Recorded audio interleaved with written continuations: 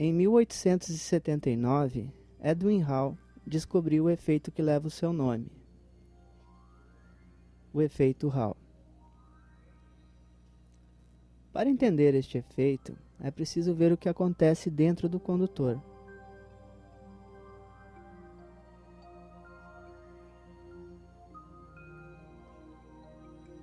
O condutor, submetido a uma diferença de potencial, gera um campo elétrico e o movimento dos elétrons livres presentes nele.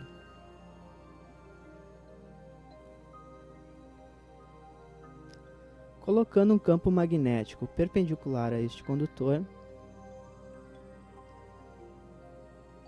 desta forma, os elétrons livres sofrem a ação da força magnética, que é determinada pela regra da mão direita. Com o dedo indicador no sentido convencional da corrente e o dedo médio no sentido do campo magnético, o polegar indica o sentido da força magnética.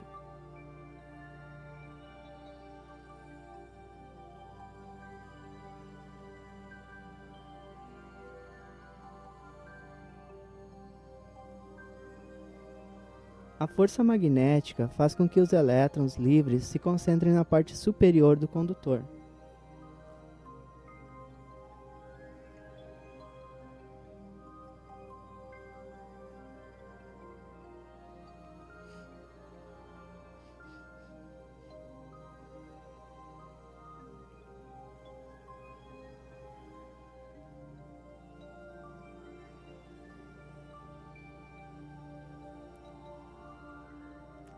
A maior concentração de elétrons livres na parte superior gera um potencial negativo.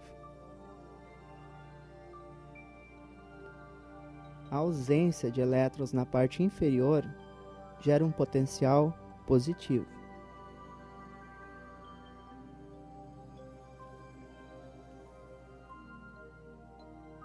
Originando a diferença de potencial de Hall, que gera o campo elétrico de Hall.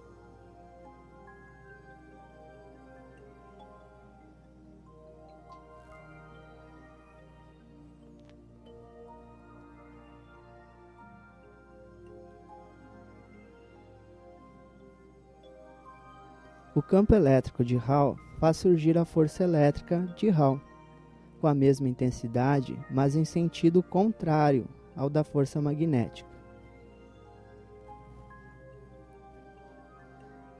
Neste sistema, devemos considerar a velocidade de deriva dos elétrons, que permanece constante.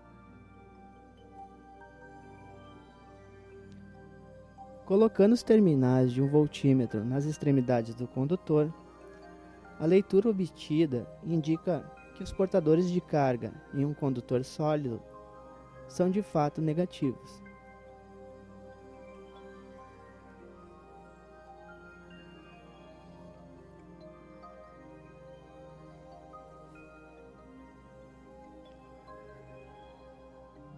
O número de portadores de carga por unidade de volume é determinado igualando as equações da força magnética e a força elétrica de Hall. A força elétrica de Hall é o produto entre a carga do elétron e o campo elétrico de Hall. A força magnética é o produto entre a carga e a velocidade de deriva do elétron, o campo magnético e o seno de 90 graus, que é o ângulo entre o condutor e o campo magnético. Como o seno de 90 é 1, resta igualar as equações.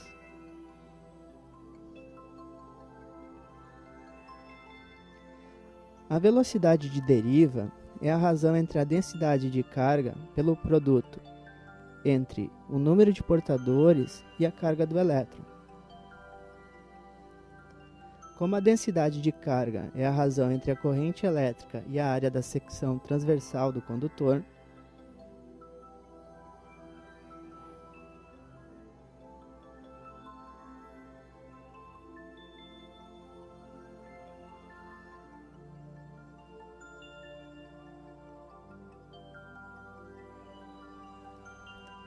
o campo elétrico de Hall é a razão entre a diferença de potencial de Hall e a largura do condutor.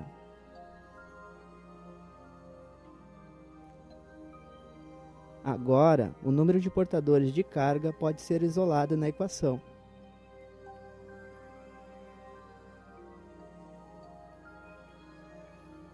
A área da seção transversal do condutor é o produto entre a espessura e a largura do condutor.